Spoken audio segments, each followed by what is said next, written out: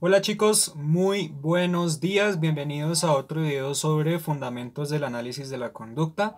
Espero estén muy bien y el día de hoy pues vamos a continuar con el tema que pues nos viene interesando durante esta semana, que son los fundamentos de Skinner para comprender lo que es en esencia y básicamente el análisis conductual aplicado. Si no tenemos en cuenta estos fundamentos, pues nos va a ser bastante difícil pues comprender y entender en su totalidad lo que es bueno, no solamente el conductismo skinneriano o el conductismo radical, sino también el mismo análisis conductual aplicado o la psicología experimental. Entonces es muy importante que vayamos revisando el material anterior que pues se ha construido durante esta semana, y ante todo que lo vayamos interiorizando en el sentido de darle al conductismo un significado y una importancia como un enfoque de la psicología que ha tomado tanta fuerza durante los últimos años, desde el primer momento en que surgió como una ciencia aplicada al servicio de la humanidad. Entonces, para que lo tengamos en cuenta. El día de hoy pues vamos a continuar con esta historia, ¿sí? Yo como que siento que estoy contando las cosas como si fuesen una historia, y de hecho pues esto es una, técnicamente es una clase, es un momento de la historia del conductismo pues que debemos apreciar y que debemos comprender. Y en el video pasado pues estuvimos hablando acerca de lo que pues Skinner elaboró, acerca de las contingencias, a un poco acerca del darwinismo, de la evolución y demás. El día de hoy pues nos vamos a enfocar en lo que pues es la conducta, ¿no? ¿Qué es conducta? Y a decir verdad pues hablaremos varias cositas sobre la conducta que tienen que de alguna u otra forma una fuerza impresionante en toda la esencia y en toda la temática del análisis funcional y de todos los implementos o componentes que se van a utilizar al momento de ver el análisis conductual aplicado, ¿vale? Entonces, en primera instancia vamos a decir que el conductismo no solamente ha traído la conducta, ¿sí? Y no solamente la ha definido. Hay diferentes perspectivas sobre la conducta, pero obviamente no las abordaremos por tiempo, ¿sí? Hay diferentes perspectivas, definiciones y consideraciones acerca de lo que es la conducta, ¿vale? Pero en este caso, como estamos hablando de Skinner, como estamos dirigiéndonos hacia el análisis conductual aplicado, pues podemos decir que lo que es conducta desde Skinner comienza, o es más bien, la triple relación de contingencia. La triple relación de contingencia, que fue todo lo que él hizo a partir o desde todos los avances o aportes de Watson, ¿vale? Él vio el trabajo de Watson, como también el de Thorndike, como también el de Pavlov y demás, y entonces lo que hizo fue diseñar su propia teoría, diseñar su propio pensamiento, obviamente a partir de sus investigaciones, y lo que concluyó como definición de conducta, como objeto dentro de toda su investigación, dentro de todo su aporte, fue pues la triple relación de contingencia. La noción de conducta no es algo que sea tan obvio como el hecho de ser una acción y ya está, ¿sí?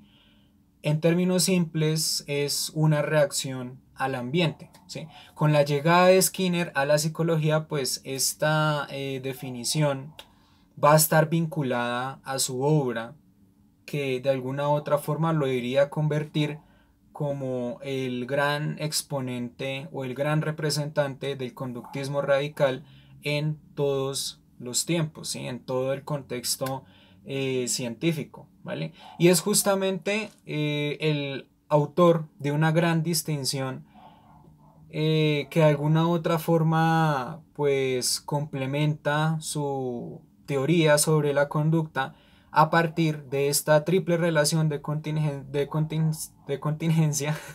y obviamente dentro de esa triple relación de contingencia pues están dos conceptos que vimos ayer, que eran el concepto de conducta respondiente y conducta operante, dos definiciones que Skinner estableció en el momento en que pues dijo no, ya es momento de darle una forma y un orden a esta triple a esta triple relación de contingencia. Esto es un aporte significativo a la teoría skinneriana que pues uno no debe negarse, ¿sí? Que uno no debe decir no lo hizo Skinner, porque sí lo hizo Skinner y fue el aporte más representativo que hice. Cuando hablamos de conducta respondiente y de conducta operante, hablamos de dos tipos de conductas. Una conducta, como lo bien decía yo, que tiene que ver con los reflejos propiamente, que sería la respondiente, y una conducta operante que tiene que ver con la interacción con el medio ambiente. Esta distinción puede hacer parte de la tesis de grado de Skinner de una forma indirecta, o más bien no intencionada, a sus verdaderas intenciones. Skinner no decidió estudiar psicología, y esto es algo anecdótico. Skinner no decidió estudiar psicología desde muy joven, ¿sí? Él quería ser escritor. Él quería ser escritor y publicó varias obras siendo escritor.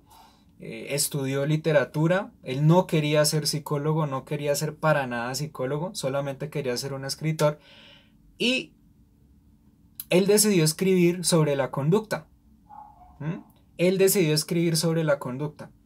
Por esa razón digo como que le salió el tiro por la culata. O simplemente surgieron las cosas a partir de su arte, a partir de sus puntos de vista. Por eso es que yo en los videos pasados decía que el conductismo era algo artístico, ¿cierto? Entonces, él decidió ser escritor y escribió o empezó a escribir sobre la conducta, y entonces de la nada, como se interesó tanto en la conducta, pues hizo un doctorado en psicología, ¿vale? Una vez que hizo un doctorado en psicología, pues ahí comienza la noción y la idea de esta distinción entre estos dos tipos de conductas, lo que es la conducta respondiente y lo que es la conducta operante, ¿vale? En esencia, lo que es la conducta voluntaria y lo que es la conducta involuntaria, pero el término de voluntad pues ya lo vamos a ver, porque para hacer un término que se dice al garete, pues obviamente es complicado de entender bajo los contextos del análisis conductual aplicado, ¿no? Eso tiene su conceptualización y su definición netamente skinneriana. Una conducta respondiente es una conducta en donde el antecedente produce la respuesta de una manera directa, ¿sí? De una manera involuntaria. Como pues los reflejos. Tú soplas en el ojo de una persona y la persona parpadea. Como también el hecho de que tú coges un martillo para las rodillas, haces esto y la rodilla pues exalta, ¿sí? Es simplemente un reflejo. La conducta respondiente, dentro de todas estas definiciones de conducta, es simplemente un reflejo que se ocasiona por involuntariedad, por así decirlo. ¿Listo? Es algo que no se puede evitar, es algo que no nace de acuerdo a la voluntad, sino simplemente se da, un reflejo que se da. Por otro lado, la conducta operante es una conducta voluntaria, ¿sí? No es una conducta producida por un evento antecedente. No hay nada que la produzca, en el sentido de que no hay respuestas producidas por reacciones fisiológicas o antecedentes. El caminar, por ejemplo, no es una conducta producida por un evento antecedente, ¿sí? La operación que se hace en este sentido es que se debe entender lo que sucede en el medio ambiente para comprender la razón por la cual las personas caminan o por la cual la conducta de caminar surge en el medio ambiente.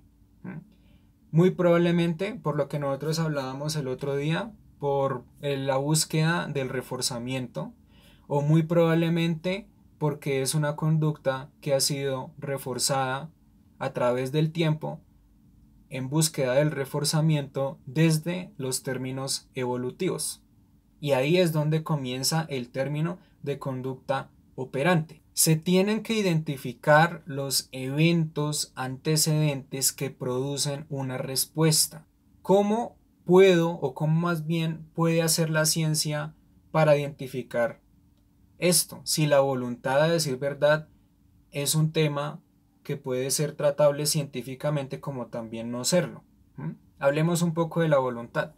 La voluntad es una propiedad del alma en términos más allá de la conducta, digamos que la voluntad es una propiedad del alma que hace que el cuerpo se mueva, ¿sí? Que hace que nosotros nos movamos, que hace que nosotros hagamos cosas, pero la voluntad no se ve. Entonces, ¿cómo voy a saber en términos científicos que la voluntad existe? Entonces ahí es donde juega un papel fundamental Skinner para justificar su conducta operante, porque si bien la conducta operante sin lugar a dudas existe voluntad, Skinner la definió de una forma distinta, ¿sí? De hecho Skinner se hizo una persona diferente en el contexto científico por hacer su propuesta de una definición de voluntad basada en lo evidente o en lo que se puede observar. Su respuesta a la definición de voluntad fue que las conductas voluntarias, es decir, las conductas operantes, las conductas voluntarias, están determinadas por sus consecuentes y no por sus antecedentes. Por lo que va a suceder, es decir, por las consecuencias, es justamente que existe la voluntad o la conducta voluntaria. Más cercano al reforzamiento sí puede estar. Y de alguna u otra manera, al interactuar con Darwin, obviamente los dos también están bastante cercanos. Obviamente la especie va evolucionando a partir justamente de la búsqueda de la supervivencia, es decir, del reforzamiento. Y esto como consecuente pues es bastante vital para la vida y para la existencia de la humanidad.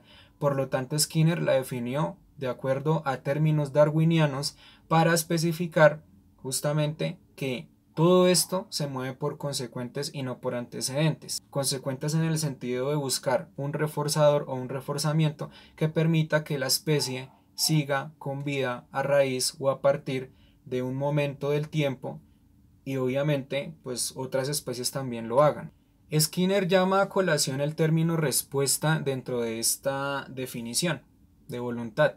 Dice que una respuesta es conducta porque produce cambios físicos en el ambiente. Una conducta es una respuesta que produce cambios físicos en el ambiente, y en este sentido la conducta voluntaria no es definida por los antecedentes sino por los eventos consecuentes, para que nosotros entendamos por qué razón Skinner ubica este concepto en los consecuentes y no en los antecedentes. Además, los eventos consecuentes determinan la conducta y la fortalecen o la debilitan, ¿vale? Si a mí como consecuencia, en vez de recibir un reforzamiento, recibo un castigo, pues obviamente eso va a ser algo que va a decrementar mis respuestas o mi tasa de respuestas, pero si recibo un reforzamiento o un refuerzo, pues es algo que como consecuencia me va a aumentar la probabilidad de respuesta frente a lo que yo obtengo como consecuencia. Los conductistas siempre van a pensar de esta forma, no van a pensar de otra forma. No nos interesan tanto los eventos antecedentes, sino lo que hizo que la conducta se fortaleciera y lo que hace con el paso del tiempo presente, lo que hace que esta conducta se mantenga. Y ahí es donde existe la noción de voluntad dentro de la conducta operante. La voluntad, a decir verdad y en esencia, es el seguimiento de los consecuentes en búsqueda del reforzamiento y a la vez de el aumento de respuestas de una conducta o el decremento de las mismas, hasta que pues obviamente llega, en caso tal de que sea un castigo o que no sea algo que nosotros esperemos en las consecuencias, pues que la conducta disminuya y no se mantenga y que más bien se extinga. Tanto las conductas respondientes como las conductas operantes, al ser distintas, pues se estudian de una forma diferente. En respondientes ya se ha estudiado a través del condicionamiento clásico. Recordemos que el condicionamiento clásico pues es idóneo para estudiar reacciones fisiológicas y por lo tanto es idóneo pues para estudiar todo lo respondiente, todo lo que son reflejos y a decir verdad todo lo que tiene que ver directamente con el organismo. Y pues obviamente la conducta operante pues se estudia a partir del entendimiento de todas las variables contextuales y de los consecuentes de un sujeto al comportarse. Para enfocarnos más en cada conducta, entonces pues vamos a ver despacio lo que es una conducta respondiente. Una conducta respondiente, siendo relacionada con el condicionamiento clásico, pues va a relacionarse a la vez con los reflejos, que hay un evento antecedente que produce una respuesta incondicionada. Esto biológicamente es válido y es dado a partir de la selección natural y por esa razón al tener tanta atención y tanta continuidad y conexión con Darwin, pues Skinner pues lo va a añadir a su teoría, ¿no? Pues todo lo que tú ves en condicionamiento clásico con Pavlov pues es relevante para que tú entiendas este concepto, ¿sí? Y a decir verdad, todo esto que sería la forma más primitiva de una relación psicológica, pues nos va a llevar que es un paradigma mecanicista, ¿cierto? Por cada estímulo que se considera mecánicamente el producto de una respuesta, ¿vale? De esta forma, pues se desarrollaron teorías de la sustitución de respuestas en donde el estímulo condicionado lo que hace es sustituir al estímulo incondicionado y producir ciertas respuestas como resultado de su sustitución. Es algo técnico, algo que tan pasa de alguna u otra forma y que Pavlov lo organizó así debido a sus conceptos fisiológicos y que por esa razón pues al ser algo técnico, al ser mecanicista pues obviamente también va a ser del interés de Skinner. De alguna u otra forma esto también es conducta. Por otro lado, la conducta operante, ya no siendo algo mecanicista, es una conducta voluntaria que produce eventos en el ambiente y estos eventos se encargan de retroalimentar a la conducta fortaleciéndola o debilitándola. Recordemos los consecuentes que pueden reforzar, que pueden fortalecer o que pueden castigar y entonces debilitar. De esta forma, de fortalecerla, pues la conducta se hace mucho más fuerte en el sentido de que hay una gran probabilidad en el futuro de que esta misma se vuelva a manifestar, ¿sí? Como también en el caso tal de que se decremente, pues hay una gran probabilidad de que si sucede un evento consecuente negativo, un evento consecuente de carácter aversivo, pues esta se debilite en el futuro. El estímulo consecuente determina la conducta. Cuando nosotros decimos que el estímulo consecuente determina la conducta, aquí ya no estamos hablando de algo mecanicista. Aquí las explicaciones mecanicistas se quedan atrás. La conducta operante no es explicada en términos mecánicos por esta razón, sino en términos teleológicos o dirigidos a una meta o un fin. Y la meta y el fin de todo sujeto que busca la supervivencia, pues va a ser aquellos consecuentes que van a reforzar y fortalecer su conducta. Por esa razón esto ya no es mecánico, sino es voluntario. Se hace por voluntad propia. La conducta respondiente sí es una conducta mecánica. Apréndase esto. La conducta respondiente sí es mecánica y la conducta operante es teleológica. Y esto las hace diferentes y he aquí su gran distinción, su gran diferencia entre la definición de conducta de Skinner. Para Skinner, hablar de la conducta respondiente es relativamente correcto, ¿sí? Por el simple hecho de que se habla de respuestas. Pero la operante, pues obviamente no se van a hablar tanto de respuestas simples, sino más bien se habla de conducta, de lo que es en esencia conducta. Si en la conducta respondiente hablamos de respuestas y en la conducta operante hablamos netamente de conducta, pues va a haber una distinción sobre lo que es conducta y sobre lo que es respuesta. Sí, conducta y respuesta no son lo mismo. Y usted se preguntará, Juan, ¿cuál es la diferencia entre conducta y respuesta dentro de todas estas definiciones y conceptos que usted nos ha hablado? Bueno, la conducta es la clase de respuesta que tiene una misma función, tanto en reforzamiento positivo como en reforzamiento negativo, que sería evitación o escape. ¿Sí? Una respuesta es simplemente una instancia de acción o actividad del individuo que se presenta en un solo evento o en un momento en particular. ¿Sí? Cuando hablo de conducta, hablo de clases funcionales de respuesta. Cuando hablo de respuestas, hablo de alguna reacción que tenga el ser humano en un momento específico. He ahí la diferencia entre conducta y respuesta. La función en sí es el efecto que produce el ambiente sobre la conducta. Y ahí es donde pues juega la noción, nuevamente hablando, de lo que es la voluntad en búsqueda de el reforzamiento, tanto positivo como negativo, en búsqueda de los consecuentes. Una conducta es un término de clases entendidas como un conjunto de cosas definidas por propiedades comunes, y en este caso pues la propiedad común es la función, ¿sí? ¿Qué función tiene X conducta? Si una función en reforzamiento positivo o una función en reforzamiento negativo. ¿Listo? Entonces esta es la diferencia y espero que la tengan en cuenta durante todas sus vidas para que puedan comprender mucho más el análisis conductual aplicado. Una respuesta no es igual a una conducta. En esencia, las conductas respondientes y operantes, si bien son diferentes, lo que las vincula o que las relaciona no solamente es el término de conducta, sino pues que son dos tipos de aprendizaje, son aprendizaje, ¿correcto?